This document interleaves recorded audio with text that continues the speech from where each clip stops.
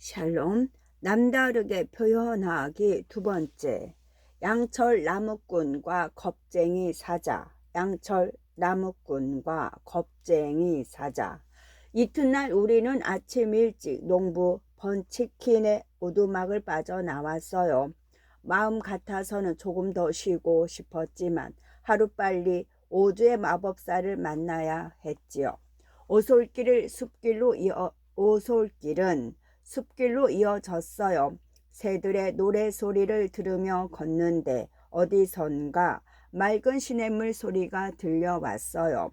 소리가 들리는 곳으로 가자 냇가가 보였어요. 토토는 신이 나서 물속에 첨벙 뛰어들었어요. 아, 물이 정말 맑고 시원해. 오, 맛도 좋군. 그 모습을 바라보던 허수아비가 뾰루퉁하게 말했지요. 그만. 그렇게 영탄법을 써서 강조하지 않아도 냇물이 시원하다는 건 알겠다고. 허수아비는 갑자기 물어보지도 않은 말을 늘어놓았어요. 우리 허수아비들은 물을 안 먹어도 되니 얼마나 편한지 모른다고.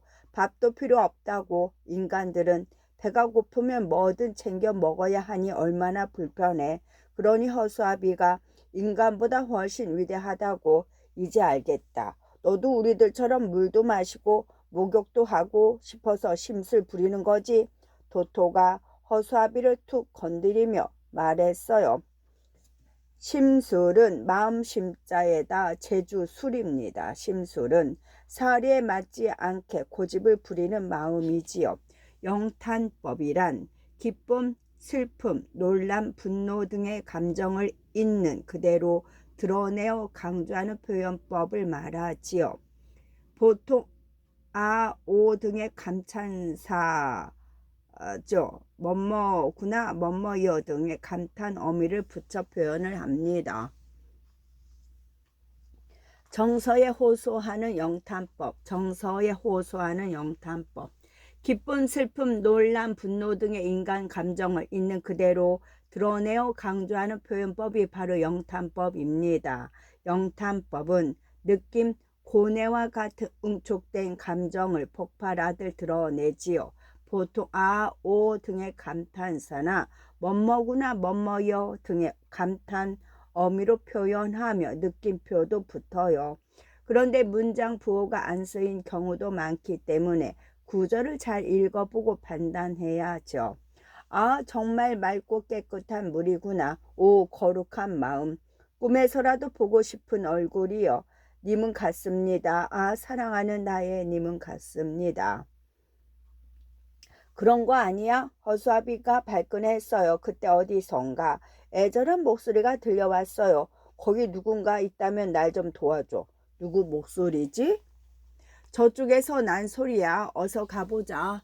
소리가 난 곳에는 양철 나무꾼이 있었어요. 양철 나무꾼은 나무 앞에서 도끼를 지켜든 채 꼼짝도 하지 않았어요. 마치 석고상처럼 말이지요. 도와줘. 우리를 발견한 양철 나무꾼이 간절하게 외쳤어요. 왜 그러고 가만히 있는 거야? 토토가 양철 나무꾼에게 다가가 물었어요. 난 양철 나무꾼이야. 이 숲에서 나무를 하지. 난 지금 기름칠을 해야 해. 몸 여기저기 녹이 생겨서 움직일 수가 없거든. 내 몸 구석구석에 기름칠 좀 해줘. 부탁이야. 양철 나무꾼은 눈짓으로 기름통이 놓인 곳을 가리켰어요. 나는 얼른 기름통을 가져다가 나무꾼의 몸에 발라 주었어요. 나무꾼의 몸이 조금씩 움직였어요. 정말 고마워. 네 도움이 없었다면 난 영원히 여기서 움직이지 못했을 거야. 그런데 어디로 가는 중이니? 우린 오주의 마법사를 찾아가고 있어. 오주라면 무엇이든 알고 있는 마법사 말이야? 양철 나무꾼은 오주의 소문을 들어본 모양이었어요. 원래 살던 곳으로 돌아갈 방법을 물어봐야 하거든. 에메랄드 시까지 가는 길은 아주 험할 텐데. 양철 나무꾼의 말에 허수아비가 불쑥 끼어들었어요. 걱정 마. 도로에겐 동쪽 마녀가 신던 마법의 구두가 있거든. 동쪽 마녀의 구두를 네가 어떻게 갖고 있는 거야? 그새를 못 참고 허수아비가 끼어들었어요. 허수아비는 내가 동쪽 마녀를 죽이게 된 과장을 점층법으로 사용해 말했어요. 허수아비의 이야기에 흠뻑 빠진 양철 나무꾼까지 나더러 대단한 마법사라며 법석을 떨었어요. 난 그렇게 대단하지 않아. 허수아비가 점층법을 사용해 내용이 더욱 강조되어 들릴 뿐이야. 너날 제비를 하는데 양철 나무꾼이 우를 붙잡았어요. 글을 점점 강하게 말하는 점층법. 글을 점점 강하게 말하는 점층법. 글이 포함하고 있는 내용의 비중이나 정도를 한 단계씩 높여서 뜻을 점점 강하게, 높게, 깊게 표현해 말하는 방법을 점층법이라고 합니다. 점층법을 사용하면 독자의 감정을 자연스럽게 절정으로 끌어올릴 수 있어요. 또 독자를 설득하여 감동시키는 데에 효과적이지요. 점층법과 반대되는 점강법은 한 구절 한 구절의 내용이 작아지고 좁아지고 약해져서 고조된 감정으로부터 점점 가라앉게 표현하는 방법이지요. 점층법은 글의 내용을 점차 강조해서 감정을 고조시켜요. 이 몸이 죽고 죽어 100번 고쳐주고 백골이 진토되어 넋이라도 있고 없고. 점강법은 글의 내용을 점차 줄이고 약하게 해 감정을 가라앉혀요. 나라가 바로 서면 사회가 질서가 잡히고 가정의 평화가 깃들고 개인이 행복하다. 오주가 내 따뜻한 심장도 찾아줄 수 있을까? 심장이라고? 양철 안에 심장이 있었단 말이야? 난 원래 사람이었는데 사악한 서쪽 마녀의 마법에 걸린 바람에 양철로 변한 거야. 양철 나무꾼이 구슬프게 말했어요. 우리 같이 오주의 마법사에게 가자. 도래에는 집으로 돌아가고 넌 심장을 얻고 난 뇌를 얻는 거지. 양철 나무꾼은 신이 나서 나와 토토 허수아비를 얼싸안고 뛰었어요. 나 역시 에메랄드 시로 가는 친구가 늘어 기뻤지요. 우리는 울창한 숲을 걷게 되었어요. 숲은 끝이 보이지 않을 정도로 깊고 어두웠지요. 만약 나와 토토밖에 없었다면 무서워서 벌벌 떨기만 했을 겁니다. 나는 속으로 수다쟁이 허수아비와 듬직한 양철 나무꾼을 만나게 되어 다행이라고 생각했어요. 다 같이 길을 가는데 벼랑간 무서운 동물의 포효가 들려왔어요. 쩌렁쩌렁하고 섬뜩한 소리였지요. 이게 대체 무슨 소리야? 숲에서 커다란 사자가 튀어나왔어요. 사자는 우리를 향해 커다란 입을 벌려 날카로운 이빨을 드러냈어요. 그 모습을 본 토토가 질 수 없다는 듯 싸납게 짖었지요. 그런데 이게 웬일이에요? 토토의 귀에 눌린 사자가 꼬리를 내리고서 벌벌 떨었어요. 강아지야, 그만 좀 짖어. 너 때문에 무서워서 심장이 벌벌 떨린다고. 포효, 포자는 우르렁거릴 포, 효자는 으르렁거릴 효. 사나운 짐승이 울부짖는 소리가 포효입니다. 섬뜩하다라는 뜻은 소름이 끼치도록 무섭고 끔찍한 느낌이 있다는 뜻이지요. 무서운 것을 보고 난 뒤에 섬뜩한 느낌이 든다라고 말하지요. 사자가 눈물을 찔끔 흘리며 애원했어요. 이렇게 조그만 강아지더러 무섭다고? 푸하하, 완전 겁쟁이잖아. 허수아비와 양철 나무꾼이 칼칼칼 웃음을 터뜨렸어요.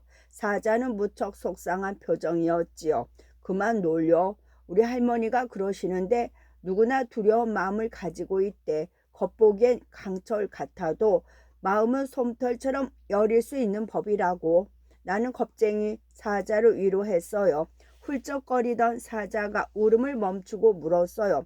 혹시 그 표현법은 강조법의 하나인 대조법이니? 맞아, 어떻게 알았어? 언젠가 서쪽 마녀가 그런 주문을 외우는 걸 들은 적이 있거든. 그때 난 무서워서 바위듬에 숨어서 덜덜 떨었어. 난 용기라고 눈꽃만큼도 없는 사자거든. 나는 의기소침한 사자가 너무 안쓰러웠어요. 그래서 사자의 갈기를 쓰다듬으며 함께 오두를 만나러 가자고 제안을 했지요. 사자의 표정이 밝아졌어요. 오두는 아주 대단한 마법사라니까 네가 가지고 있지 않은 용기를 줄 수도 있을 거야. 정말이야? 그래, 함께 가보자. 허수아비와 양철 나무꾼도 거들었어요. 사자는 냉큼 고개를 끄덕였어요.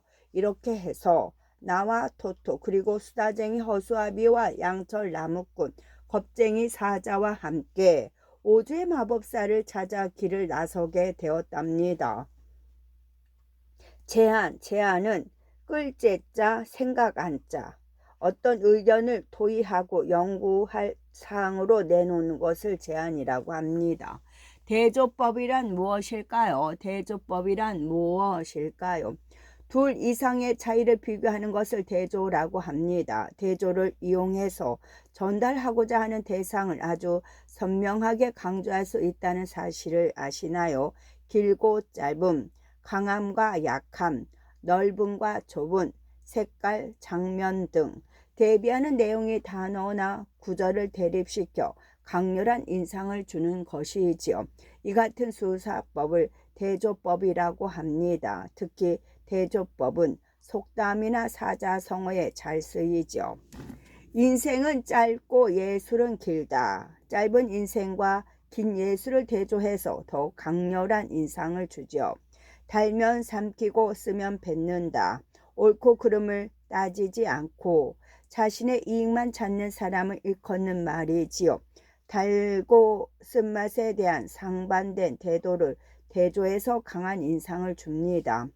잘 되면 제 탓, 못되면 조상 탓. 좋은 일만 자신의 공으로 돌리고 나쁜 일은 남 탓을 하는 사람을 대조적으로 보여주죠. 어느새 해가 뉘어뉘어 넘어가고 있었습니다. 온통 주홍빛으로 물든 오즈의 나라는 환상적으로 아름다웠지요.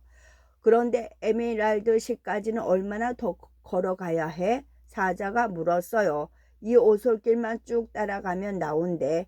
설마 벌써 힘든 거야? 내 말에 사자가 헛기침을 하며 반박했어요. 설마 나는 날카로운 이빨을 가진 용맹한 사자라고.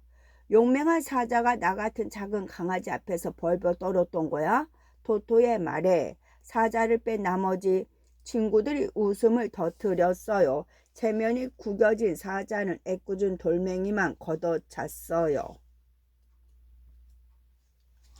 갈리다의 습격, 갈리다의 습격. 얼마나 걸었을까? 허기가 져 머리가 어질했어요. 사자도 배가 고픈지 투정을 부리기 시작했어요. 그저께 사과 2알을 먹은 이후로 쫄쫄 굶어서 더 이상 걷는 건 무리라고. 사자야, 네가 사냥을 해오면 되잖아. 마침 저기 오동통한 살찐 토끼가 있네. 양철 나무꾼이 나무 둥지에 기대어 졸고 있는 토끼를 가리켰어요. 나더러 저 토끼를 잡아 먹으라고? 너랑 허수아비는 밥을 먹지 않아도 되지만 너랑 도로에 토토는 배고파서 걷기도 힘들어 하잖아. 나 같은 겁쟁이 사자가 잘도 사냥을 하겠다. 사자가 퉁명스럽게 대꾸했어요. 당연하지. 너는 초원의 제왕 사자잖아. 어서 저 토끼를 사냥해봐. 허수아비는 사자가 하는 말의 본뜻을 못 알아듣고 오히려 토끼가 있는 쪽으로 사자를 떠밀었어요. 그 순간 낮잠에서 깬 토끼가 놀라 펄쩍 뛰어 올랐어요. 눈앞에 커다란 사자가 있으니 놀랄만도 했지요. 그런데 더 놀란 건 사자였어요. 으아! 사자는 펄쩍펄쩍 뛰어오르는 토끼를 보고 꽁지가 빠지라 달아났어요. 한참이 지난 뒤에야 수풀에 숨어있던 사자가 나타났어요. 뭐야, 자신 있어 하더니 고작 토끼를 보고 도망가? 허수아비의 빈자안에 사자가 울컥해서 되받아쳤어요. 나는 반어법으로 말한 거였다고? 반어법? 사자는 겁이 많아서 사냥 같은 건 못한다는 말을 반어법으로 돌려서 이야기한 거야. 내가 대신 설명을 하자. 허수아비가 어깨를 으쓱했어요. 왜 직설적으로 말하지 않고 돌려 말하는 거야? 반대로 표현하는 반어법을 통해 오히려 진심을 강조할 수 있거든. 그때 토토가 호두가 주렁주렁 열린 나무를 가리켰어요. 얘들아, 아침 식사로 호두를 먹는 건 어때? 어떻게? 토토는 대답 대신 캥거루처럼 뛰어올라 호두나무에 매달린 호두를 떨어뜨렸어요. 그런데 껍질이 무척이나 단단했어요. 사자의 이빨로도 껍질을 깰 수 없었지요. 내 도끼로 깨줄게. 양철 나무꾼이 도끼로 호두 껍질을 쪼개 주었어요. 덕분에 나와 토토 사자는 배를 채울 수 있었죠. 소란스러운 아침 식사를 마친 우리는 다시 길을 나섰어요. 그때 어디선가 찢어질 듯 요란한 비명 소리가 들려왔어요. 겁이 난 사자가 토토 옆에 바짝 달라붙었어요. 양철 나무꾼이 도끼를 움켜쥐며 말했어요. 이건 칼리다의 울음소리가 분명해. 비명은 슬플비, 울명, 매우 위급하거나 몹시 두려움을 느낄 때 지르는 외마디가 비명입니다. 반어법이란 본래 말하고자 하는 뜻을 강조하거나 표현의 효과를 높이기 위해 실제 의도하는 것과 반대로 말하는 것을 반어법이라고 합니다. 우리는 가끔 속마음과는 정반대로 말하는 경우가 있어요. 예를 들어 미운 행동을 하는 사람을 보고 참 예쁜 행동만 한다라는 말은 정말 예쁜 행동을 해서 칭찬을 하는 게 아니라 속마음을 반대로 비꼬아서 표현한 거예요. 이런 표현법을 반어법이라고 하죠. 영어로는 아이러니라고 합니다. 반어법을 이해하려면 앞뒤 문맥이나 상황을 통해 사용된 표현의 의미를 파악해야지요. 칼리다가 뭐야? 허수아비가 물었어요. 몸은 곰처럼 생겼고 머리는 호랑이처럼 생겼고 발톱은 고양이처럼 날카로운 괴물이야. 칼리다들은 숲을 지나가는 여행자들을 잡아먹는데 정말 상냥한 녀석들이로군. 칼리다가 상냥하다고 알겠다. 그것도 반어법이지. 허수아비가 손뼉을 치며 말했어요. 바로 그때 숲에서 커다란 괴물들이 불쑥 튀어나왔어요. 저 녀석들이 바로 칼리다야. 겁쟁이 사자가 덜덜 떨면서 말했어요. 과연 듣던 대로 소름 끼치는 생김새였지요. 허수아비가 절벽을 가리키며 외쳤어요. 도로에 절벽에 있는 다리를 건너가야 해. 허수아비가 가리킨 쪽에는 긴 흔들다리가 놓여 있었죠. 하지만 다리가 워낙 낡아 위태로워 보였습니다. 까마득한 절벽 아래를 보니 더더욱 용기가 나지 않았지요. 어서 다리를 건너야 해. 하지만 내가 우물쭈물 망설이는 사이 이빨을 드러낸 칼리다들이 바로 앞까지 다가왔어요. 저 녀석들이 마치 우리를 잡아먹으려고 소리 없는 아우성을 치는 것 같지 않아? 양철 나무꾼이 도끼를 휘두르며 말했어요. 소리가 없는데 어떻게 아우성을 친다는 거야? 허수아비가 고개를 깨우거리며 물었지요. 지금 그런 질문을 할 때야? 난 그저 무시무시한 칼리다 녀석들을 역설법으로 표현한 것뿐이라고. 역설법이라고? 허수아비는 궁금증을 해결하기 전에는 꼼짝도 하지 않을 기세였지요. 겉으로는 모순되고 부조리한 것 같지만 그 말 안에는 숨겨진 진실을 드러내는 수사법 말이야. 아, 이런 표현 말이지. 봄이 와도 이곳은 매서운 겨울이다. 칼리다들에게 꼼짝없이 붙잡힌 우리의 상황을 역설적으로 표현해 봤어. 허수아비가 말을 끝내자 갑자기 동쪽 마녀의 구두가 빛을 발하기 시작했어요. 그러더니 어디선가 엄청난 눈보라가 불어왔지요. 기세는 기운기, 건세세, 기운차게 뻗치는 모양이나 상태가 기세입니다. 부조리는 이치에 맞지 않거나 도리에 어긋나는 일을 말하지요. 부조리는 앞뒤가 반대되는 말 모순, 앞뒤가 반대되는 말 모순. 모순이라는 말은 한자로 풀면 창과 방패라는 뜻입니다. 옛날 중국 조나라에 창과 방패를 파는 상인이 있었는데 창을 팔 때에는 어떤 방패도 뚫을 수 있는 창이라고 선전하고 방패를 팔 때에는 어떤 창도 막을 수 있는 방패라고 선전했어요. 그런데 어떤 사람이 그렇다면 그 창으로 그 방패를 찌르면 어떻게 됩니까? 라고 물은 거예요. 상인은 뭐라고 대답했을까요? 아무 대답도 못했어요. 왜냐하면 모든 방패를 뚫을 창과 모든 창을 막는 방패는 동시에 존재할 수 없으니까요. 모순은 바로 이런 경우에 쓰는 말이랍니다. 으아, 갑자기 웬 눈보라지? 날아가겠어. 토토가 내 품 안에 뛰어들어 외쳤어요. 허수아비의 수다가 도움이 된 것 같아. 조금 전 봄이 왔지만 이곳은 매서운 겨울이다라고 표현한 역설법이 마법의 주문으로 통한 거지. 관리다들도 당황한 듯 보였어요. 눈 때문에 앞이 제대로 보이지 않아 좀처럼 다가오질 못했지요. 도로해, 허수아비와 내가 이 녀석들을 맡아볼 테니 토토랑 사자를 데리고 절벽 너머로 도망가. 그럼 너희는? 우리 몸은 양철과 밀집으로 만들어져서 칼리다의 날카로운 발톱이 스쳐도 끄떡없어. 나와 사자는 눈을 찔끔 감고 흔들 다리를 건넜어요.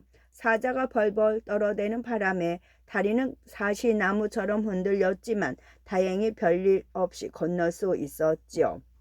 그나저나 나무꾼과 허수아비는 어쩌지? 저대로 두면 위험해질 텐데. 사자가 갈리다들과 맞서 싸우는 허수아비와 나무꾼을 보며 걱정스레 말했죠. 그런데 갑자기 좋은 생각이 났어요. 나는 절벽 건너편을 향해 외쳤어요. 나무꾼아, 허수아비야, 다리를 건너온 다음에 도끼로 다리를 끊어버려.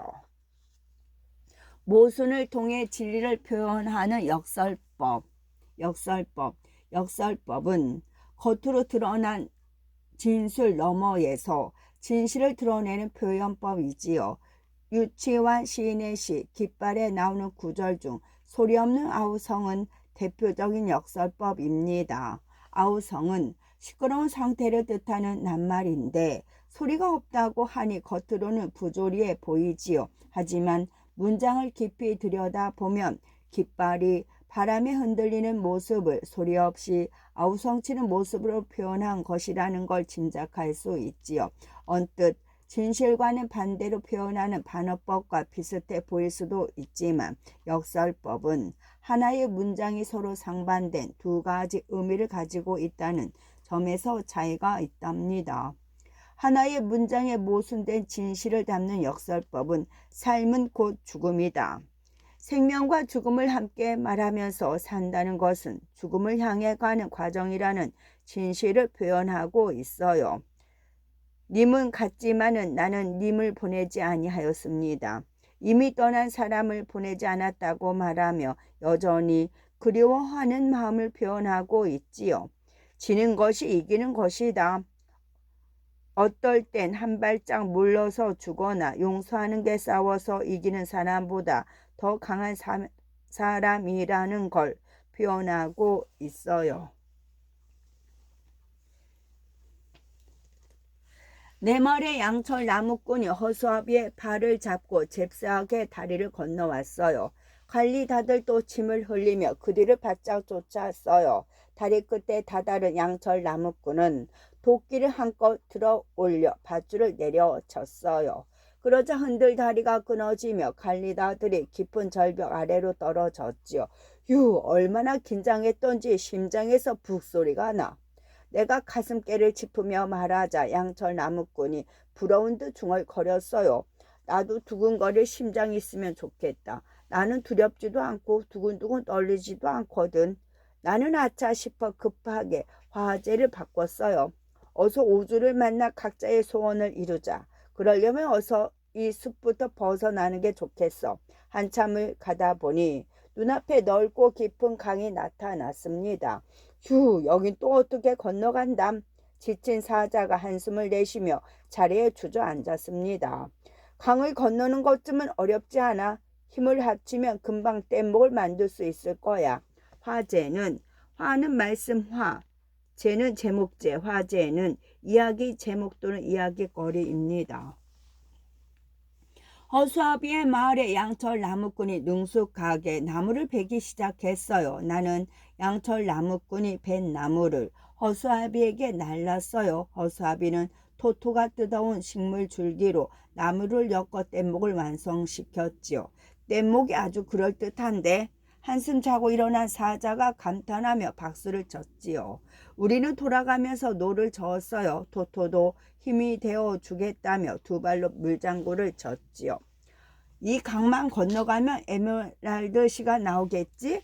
내가 묻자 양철 나무꾼이 고개를 가로저었어요. 무사히 건널 수만 있다면 말이야. 만약 자칫 잘못해서 강하류로 휩쓸리면 사악한 서쪽 마녀를 만나게 될 거야. 그 순간 잔잔하던 강물이 요동치며 거대한 소용돌이가 생겼어요. 이대로 가다간 전부 물에 빠지고 말 거야. 모두들 내 등에 올라타. 내가 헤엄을 칠게. 사자가 물속으로 뛰어들어 등을 내주었지요. 차례대로 사자에게 엎이고 마지막으로 허수아비가 올라타려는 순간 물살이 격해졌어요. 뗏목은 순식간에 소용돌이 속으로 말려들었지요. 허수아비의 몸이 빙글빙글 돌다 사라졌어요. 허수아비야. 소용돌이는 우리 모두를 집어삼킬 기세였지요. 사자는 죽을 힘을 다해 물 밖으로 헤엄을 쳤어요. 탈출에 성공했지만 허수아비를 구하지 못한 죄책감에 모두들 말을 잇지 못했죠. 그때 토토가 강물에 첨벙 뛰어들었어요. 토토 어디 가는 거야? 토토는 강물 속을 정신없이 헤엄쳐 갔어요. 그런데 이게 웬일이에요? 토토가 허수아비의 팔을 물고 헤엄쳐 오는 게 아니겠어요? 허수아비가 무사했어. 사자가 토토를 도와 허수아비를 물 밖으로 끌어냈지요. 정신을 차린 허수아비는 토토를 와락 끌어안았어요. 토토, 날 버리지 않았구나. 헤헤, 네 몸에서 빠져나온 지푸라기가 떠다니는 걸 발견했거든. 지푸라기로 만든 허수아비의 몸은 물을 잔뜩 머금어 묵직했어요. 몸이 너무 무거워. 나는 허수아비의 몸을 꼭 짜주었어요. 널 다시는 못 볼 줄 알고 얼마나 슬펐는지 몰라. 정신을 차린 허수아비가 참았던 말을 쏟아냈어요. 내가 물살에 휩쓸릴 때 차라리 논에서 새나 쫓아내는 게 낫겠다는 생각을 했지. 아니 그보다 도로해를 만나지 않았더라면 이런 위험한 일은 없었을 텐데 하는 생각까지 했어. 하지만 지금은 그런 생각을 하지 않아. 도로해와 너희들을 만나지 않았다면 이런 신나는 모험도 해보지 못하고 너무 심심했을 거야. 가만히 밭에 묶인 채 사는 건 정말 끔찍하지. 역시 난 지금이 좋다는 소리야. 종알종알 떠드는 걸 보니 다치는 데는 없나 보네. 사자의 말에 우리는 웃음을 터뜨렸습니다. 위험한 양귀비꽃밭, 위험한 양귀비꽃밭. 우리는 곧장 길을 떠났어요. 온갖 위험에서 벗어난 지 얼마 안 돼 피곤했지만 쉴 틈이 없었지요. 한참을 걷자 꽃밭이 나타났어요. 붉은 양탄자를 깔아 놓은 것처럼 새빨간 꽃들이 한가득이었지요. 정말 아름답다. 저건 양귀비꽃이 분명해. 내가 감탄하자 허수아비가 아쉬운 듯 중얼거렸어요. 나에게 뇌가 있다면 이 아름다움을 더 즐길 수 있을 텐데 말이야. 양철 나무꾼도 맞장구를 쳤어요. 내게도 심장이 있다면 두근두근 설렐 텐데 말이야. 아무런 감흥을 못 느끼는 양철 나무꾼과 허수아비를 빼고 나와 토토 사자는 양귀비 꽃밭에서 향기를 맡았어요. 그런데 이상하게 자꾸 눈꺼풀이 무거워졌어요.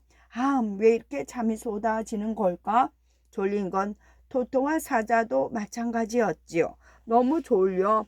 나는 밀려오는 잠을 참지 못하고 뒤로 풀썩 넘어갔지요. 그때 무언가를 떠올린 허수아비가 날 향해 소리쳤어요. 여기서 잠들면 안 돼. 허수아비가 내 어깨를 흔들어대며 깨웠어요. 참새에게 들었던 말이 떠올랐어. 양귀비꽃 냄새를 맡고 잠이 들면 영영 깨어나지 못한대. 그 소리에 양철 나무꾼이 우왕좌왕했어요. 우왕좌왕은 오른 후 갈왕, 왼좌, 갈왕. 이리저리 왔다 갔다 하며 일어나 나아가는 방향을 종잡지 못한다는 뜻입니다. 우왕좌왕했어요. 그 말이 사실이야. 우리는 걱정이 없지만 이 친구들은 큰일이라고. 허수아비는 대책을 떠올렸어요. 너하고 내가 힘을 합쳐 몇 명씩 안전한 곳으로 옮기자. 가벼운 도로해와 토토보트 옮기는 거야. 그러면 사자는 어떡하고? 무거운 사자를 먼저 옮기려고 하다 보면 시간이 지체되어 도로해와 토토가 죽고 말 거야. 양철, 나무꾼과 허수아비는 잠든 나와 토토를 옮겼죠. 바로 그때 둘째 한 마리가 살쾡이에게 쫓겨 도망치는 것이 보였어요. 나무꾼과 허수아비를 발견한 들쥐가 살려달라고 소리쳤어요. 날 좀 구해줘요. 나 말이니? 허수아비가 물었어요. 살쾡이의 공격을 요리조리 피하던 들쥐가 답답해하며 말했어요. 그럼 제가 누구한테 말하겠어요? 지금 나한테 문제를 낸 거야? 허수아비가 고개를 깨뚱하며 물었어요. 휴, 내가 죽을 마당에 문제나 내고 있겠어요. 내가 구해줄게. 보다 못한 양철 나무꾼이 도끼를 던져 살쾡이를 내쫓았지요. 허수아비가 둘째에게 다가가며 툴툴 거렸어요. 치, 그러게 왜 헷갈리는 질문식으로 말을 하니? 의문의 형식으로 표현하는 서리법은 쉽게 판단할 수 있는 사실을 의문의 형식으로 표현하여 반대편이 스스로 판단하게 하는 수사법의 하나예요. 하고자 하는 말을 의문형으로 표현하면 글에 특별한 변화를 줄 수 있거든요. 서리법을 쓸 때는 답이 명확해야 하지요. 그렇지 않으면 서리법을 쓴 것이 아니라 그냥 의문문을 쓴 것이 되거든요. 예를 들면 이 빵을 너에게 전부 주면 나는 무엇을 먹니? 이것이 정녕 사람으로서 할 행동인가? 인생은 아름답지 아니한가? 우리 가족이 아니더냐? 들쥐가 작은 가슴을 통통 두드렸어요. 뻔히 알 수 있는 결과를 의문형으로 말하는 서리법이잖아요. 서리법을 쓰면 듣는 사람으로 하여금 답을 스스로 생각하게 하고 뜻도 강조할 수 있다고요. 허수아비는 억울한 표정으로 머리를 긁었어요. 나는 내가 없어서 생각을 할 수 없는 걸. 허수아비의 시무룩한 표정을 보고 들쥐가 미안한 기색으로 말했어요. 그건 몰랐네요. 어쨌든 절 도와줘서 고마워요. 무엇이든 좋으니 은혜를 갚고 싶습니다. 도움이 필요하신가요? 그 말에 양철 나무꾼이 고개를 저었어요. 너희 힘으로는 우릴 도울 수 없어. 전 들쥐들의 여왕이에요.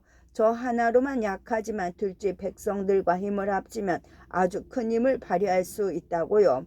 그 말을 들은 양철 나무꾼이 잠시 고민하다가 양귀비 밭에서 잠든 사자를 가리키며 말했어요. 그렇다면 저기 양귀비 꽃밭에서 잠들어버린 나의 커다란 친구를 구해줘. 그러자 허수아비가 콧 웃음을 쳤어요. 무리야. 저렇게 작은 들쥐가 무슨 수로 커다란 사자를 데려오겠어. 그 말에 들쥐 여왕이 의시되며 자랑했어요. 서리법은 말하고자 하는 바에 분명한 대답이 있는 의문형으로 표현하는 변화법을 서리법이라고 합니다. 은혜는 은혜 은자, 은혜 해자, 고맙게 베풀어주는 신세나 혜택을 말하죠. 우리 들쥐 백성들의 수는 셀 수 없을 정도로 많다고요. 그렇다면 더 어렵겠네. 그 많은 들쥐들을 모으려면 무지 강한 명령이 필요할 텐데 그래서 도치법을 사용해 명령을 내린답니다. 문장 성분의 순서를 바꾸는 도치법으로 강한 인상을 줄 수 있거든요. 들쥐는 숨을 한번 들이마시더니 큰 소리로 외쳤어요. 와라, 이 들쥐 여왕에게로 힘을 합쳐 구해내자 저 거대한 사자를. 들쥐 여왕의 명령에 들쥐 떼들이 여기저기서 우르르 쏟아졌어요. 양귀비 꽃밭으로 달려간 들쥐들은 일사불란하게 움직이더니 사자를 들어 올렸어요. 영차. 눈앞에서 벌어지는 풍경에 나무꾼과 허수아비의 눈이 휘둥그레졌어요. 양귀비 꽃밭에서 멀어지자 내 정신도 차차 돌아왔어요.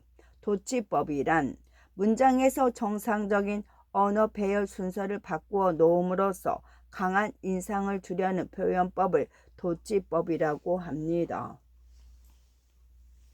겁쟁이 사자가 깨어나는 데는 꽤 오랜 시간이 걸렸죠. 너무 오랫동안 양귀비 꽃밭에 누워 있었던 탓이었지요.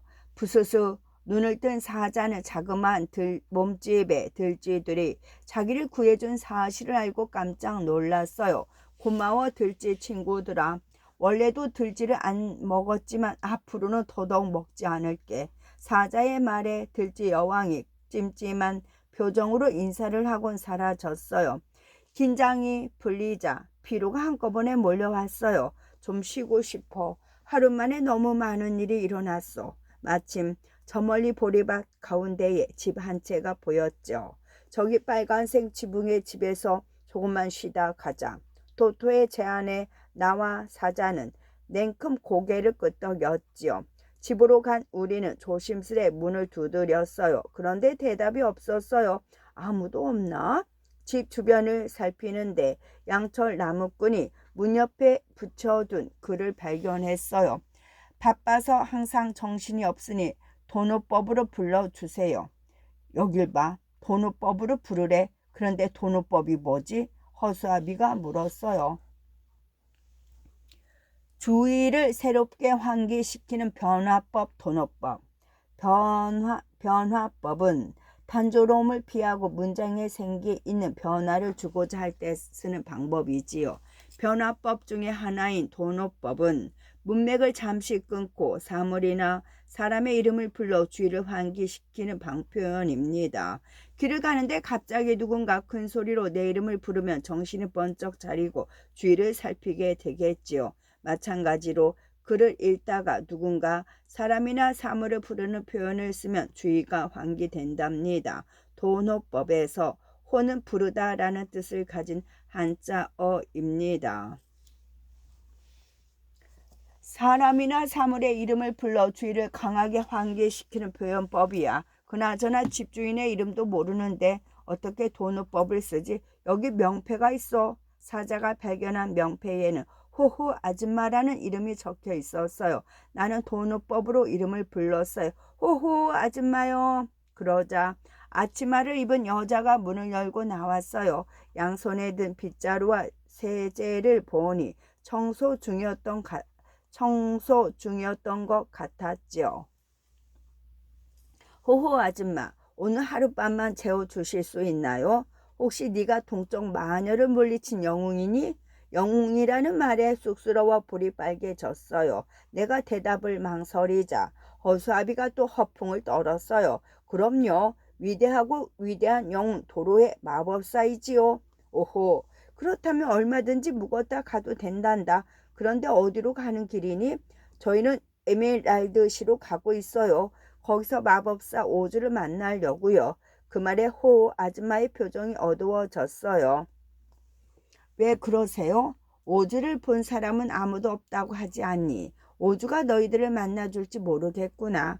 왜 그렇게 꽁꽁 숨어 있는 걸까요? 글쎄다. 그나저나 너희는 왜 오즈를 만나려는 거니? 우리는 각자가 원하는 것에 대해서 이야기했어요. 호호 아줌마는 용기가 필요하다는 사자의 말에 반색하며 대답했죠. 그러고 보니 오즈의 마법사의 방에 용기가 가득 든 큰 항아리가 있다는 소문을 들었어. 호호 아줌마의 말에 사자의 표정이 밝아졌어요. 호호 아줌마는 작지만 포근한 별채를 보여주었어요. 여기서 자면 된단다. 이불도 새로 빨아서 깨끗해. 호호 아줌마는 집안을 쉼 없이 오가며 우리를 극진히 돌보아 주었어요. 따뜻하고 영양가 있는 음식을 주는 건 물론 구멍난 허수아비의 옷도 기워 주었고 양철 나무꾼에게는 기름칠까지 해 주었어요. 문 앞에 적힌 대로 정말 바쁘게 움직이는 분이었죠. 그날 밤 나는 정신없이 골아 떨어졌습니다. 그런데 갑자기 이상한 느낌이 들었어요. 아주 강한 힘이 내 발을 잡아 당기는 것 같았죠. 이놈의 구두가 왜 안 벗겨지는 거지? 그 소리에 너무 놀라 잠이 화들짝 달아났어요. 내 발을 잡아 당기는 건 다름 아닌 호호 아줌마였어요. 호호 아줌마 내 구두를 왜 뺏으려고 하는 거예요? 어서 구두를 내놔. 이 구두만 있으면 서쪽 마녀로부터 괴롭힘을 당하지 않을 수 있다고. 호호 아줌마는 구두를 빼앗기 위해 악착같이 내 발을 잡아 당겼어요. 나는 있는 힘껏 다리를 버둥거렸고요. 왈왈 도로에를 괴롭히지 마. 날 구해준 건 토토였지요. 거실 난로 앞에서 잠을 자던 토토가 내 목소리를 듣고 달려와 준 것입니다. 토토가 호호 아줌마의 팔을 물었어요. 으아! 호호 아줌마는 팔을 붙잡고 뒤로 나자빠졌어요. 극진하다라는 뜻은 어떤 사람에 대한 마음이나 대접이 매우 정성스럽다는 걸 뜻해요. 비슷한 말로 지극히 라는 말이 있지요. 호호 아줌마는 팔을 붙잡고 뒤로 나자빠졌어요. 도로에 괜찮아? 나는 고개를 끄덕였지요. 소란에 잠에서 깬 양철 나무꾼과 허수아비 사자가 별채로 들어왔어요. 호호 아줌마는 부랴부랴 도망치려 했어요. 멈춰라 어흥. 사자가 호호 아줌마를 가로막고 포효했어요. 겁에 질린 호호 아줌마는 덜덜 떨며 살려달라고 해원했지요. 사자야, 그만 아줌마를 놓아줘. 호호 아줌마도 서쪽 마녀가 두려워서 그랬던 거야. 정말이란다. 서쪽 마녀의 행포가 지긋지긋해. 호호 아줌마는 흐느끼며 고개를 숙였어요. 그 모습에 괜시리 마음이 무거워졌지요. 아줌마, 마법사 오주를 만나면 서쪽 마녀의 행포를 멈춰달라고 부탁할게요. 정말이니? 약속해요. 우리는 호호 아줌마와 약속을 한 뒤 서둘러 집을 나왔습니다. 호호 아줌마가 또 내 발을 잡아당길지 모르니까요. 글에 생기를 주는 변화법. 단조로움을 피하고 문장에 생기 있는 변화를 줄 때 쓰는 수사법인 변화법의 종류가 있는데 서리법입니다. 서리법은 질문의 형식을 가지지만 대답을 전제로 하지 않는 질문이에요. 주로 설득의 목적일 때 사용하지요. 이 또한 얼마나 아름다운가. 어디 다구는 소리 들렸으랴. 이러는 네가 인간이냐. 도치법은 일반적인 문장의 어순을 바꾸어 신선함 또는 강한 인상을 주는 기법이지요. 열렸다 너를 향한 문이. 기다리다 지쳤다 나를 바라보지 않는 너에게. 보고 싶다 우리 단이가. 도노법은 사물이나 사람의 이름을 불러 주의를 새롭게 환기시키는 기법이지요. 님이여, 신이시여, 정사나. 대구법은 앞 문장과 뒷 문장이 서로 짝을 이루도록 구성하는 표현 기법입니다. 호랑이는 죽어서 가죽을 남기고 사람은 죽어서 이름을 남긴다. 예술은 짧고 인생은 길다. 흥정은 붙이고 싸움은 말려라. 끝.